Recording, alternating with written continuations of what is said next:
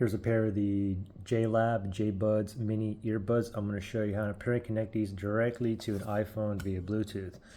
So first thing is take the buds out of your case.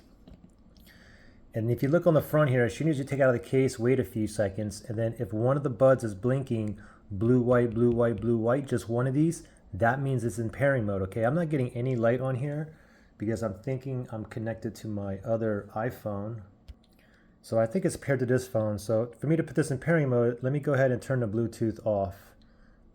Yeah, see, you can see that it is, you can see that the JBuds are connected, okay? So as soon as I turn Bluetooth off, watch the earbuds. As soon as I turn it off, look at the earbuds.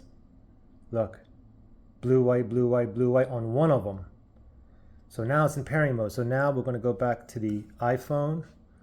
We're gonna click on settings. We're gonna go to Bluetooth here.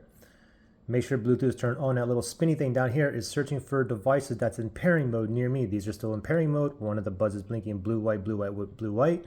There's the JLab minis right there. I'll tap on that.